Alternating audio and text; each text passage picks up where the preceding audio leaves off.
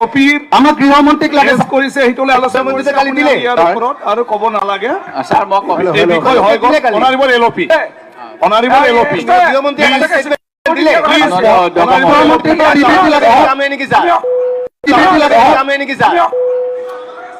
বিবৃতি লাগে অনাৰিবল কাৰণে গাড়ীৰ পৰা নামি পেলাই মটৰচাইকেলত কি ষ্টেটমেণ্ট দিলে আকৌ গাড়ীৰ পৰা নামি motorcycle Honorable members, please take your গাড়ীৰ পৰা নামি পেলাই মটৰচাইকেলত কিয় যাব গাড়ীৰ পৰা নামি মটৰচাইকেলত কিয় যাব 2016 চনৰ কথা 2016 চনৰ কথা please বহি লওক 2016 চনৰ কথা মনত পেলাওক প্লিজ বহি লওক ৰিঅ্যাকশন হব লাগিছে বহক না দীপ্ৰৰঞ্জন বহক না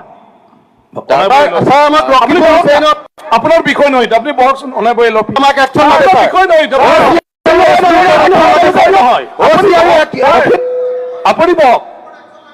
আপুনি বহক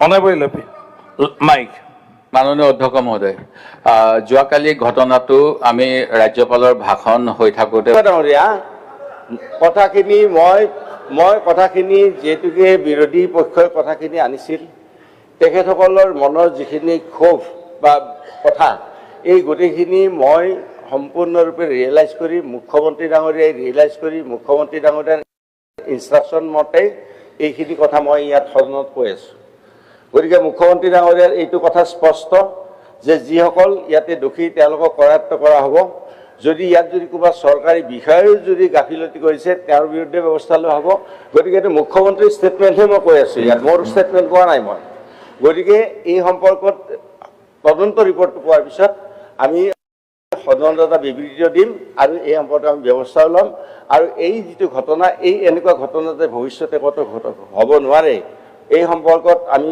চৰকাৰৰ চোকাৰ দৃষ্টি ৰাখিম আৰু তাৰ উপৰিও এনেকুৱা ঘটনা হোৱাটো গণতান্ত্ৰিক দেশ এখনত কেতিয়াও উচিত নহয় বা এইটো গণতান্ত্ৰিক কথা হ'ব নোৱাৰে গতিকে এই কথাটো আমি সকলোৱে গৰিহণা দিছোঁ যিসকলে ইয়াতে এই ধৰণৰ ঘটনা সংঘটিত কৰিছে গতিকে আমি এটা যদি আমি ক'ব পাৰিম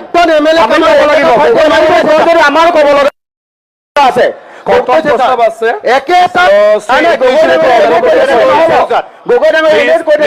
অখিল গগৈ ডাঙৰীয়া আপোনাৰ কোনো নটিচ আমি তাত বহু সময়ত কাম কৰিছিলো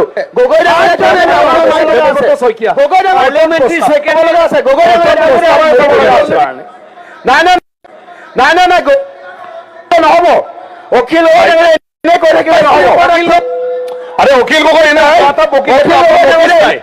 আপোনাৰ নটিচ নাই আপুনি এই বিষয়ে একো ক'ব নালাগে যিজনে নটিচ দিছে তেখেতসকলে অলৰেডি নাই গগৈ ডাঙৰীয়া আপুনি একো ক'ব নোৱাৰে এনে অশান্তি গগৈ ক'ব নোৱাৰে গগৈ ডাঙৰীয়া এনে অশান্তি গগৈ ডাঙৰীয়া এনে অশান্তি অখিল গগৈ ডাঙৰীয়াই এনে উত্তেজক নাই গগৈ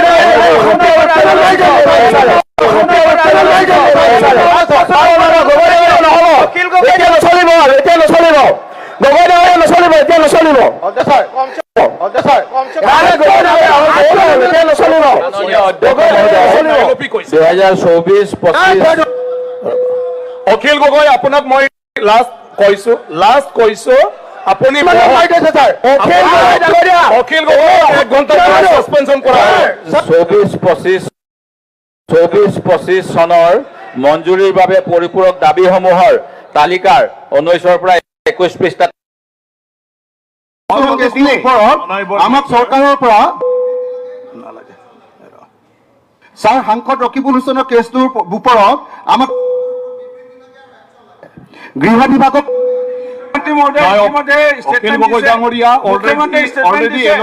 আমাক গৃহমন্ত্ৰীক লাগে কৰিছে সেইটোলৈ আলোচনা কৰিছে কালি দিলে ইয়াৰ ওপৰত আৰু ক'ব নালাগে স্যাৰ মই এই বিষয় হৈ গ'ল অনাৰিবল এলপি গৃহমন্ত্ৰী দিলে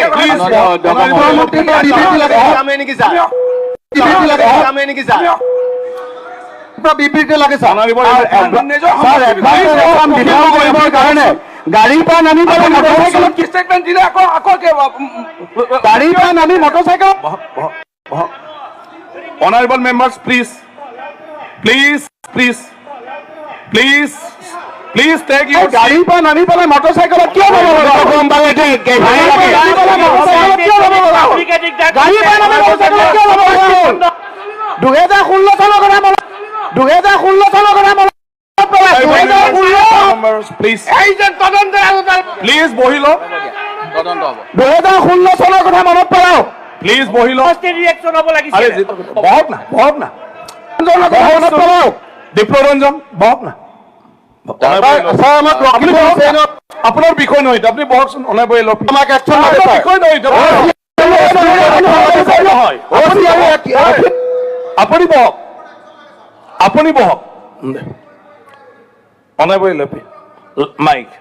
মাননীয় অধ্যক্ষ মহোদয়, যোৱাকালি ঘটনাটো আমি ৰাজ্যপালৰ ভাষণ হৈ থাকোঁতে ডাঙৰীয়া কথাখিনি মই কথাখিনি যিহেতুকে বিৰোধী পক্ষই কথাখিনি আনিছিল, তেখেতসকলৰ মনৰ যিখিনি ক্ষোভ বা কথা, এই গোটেইখিনি মই সম্পূৰ্ণৰূপে ৰিয়েলাইজ কৰি মুখ্যমন্ত্ৰী ডাঙৰীয়াই ৰিয়েলাইজ কৰি মুখ্যমন্ত্ৰী ডাঙৰীয়াৰ ইনষ্ট্ৰাকশ্যন মতে এইখিনি কথা মই ইয়াত সদনত কৈ আছোঁ।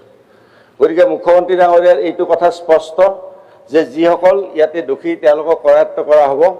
যদি ইয়াত যদি কোনোবা চৰকাৰী বিষয়াও যদি গাফিলতি কৰিছে তেওঁৰ বিৰুদ্ধে ব্যৱস্থা লোৱা হ'ব। গতিকে এইটো মুখ্যমন্ত্ৰীৰ ষ্টেটমেণ্টহে মই কৈ আছোঁ, ইয়াত মোৰ ষ্টেটমেণ্ট কোৱা নাই মই। গতিকে এই সম্পৰ্কত তদন্ত ৰিপৰ্টটো পোৱাৰ পিছত আমি সদনত এটা বিবৃতি দিম আৰু এই সম্পৰ্কে আমি ব্যৱস্থাও ল'ম।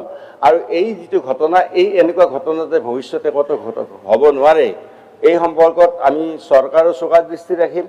আৰু তাৰ উপৰিও এনেকুৱা ঘটনা হোৱাটো গণতান্ত্ৰিক দেশ এখনত কেতিয়াও উচিত নহয় বা এইটো গণতান্ত্ৰিক কথা হ'ব নোৱাৰে। গতিকে এই কথাটো আমি সকলোৱে গৰিহণা দিছোঁ, যিসকলে ইয়াতে এই ধৰণৰ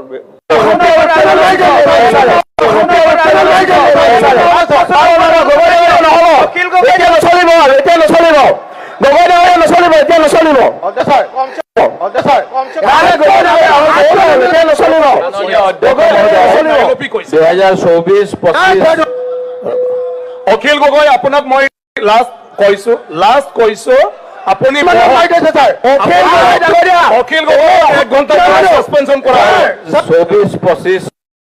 24-25 চনৰ মঞ্জুৰিৰ বাবে পৰিপূৰক দাবীসমূহৰ তালিকাৰ 19-ৰ পৰা 21 পৃষ্ঠাত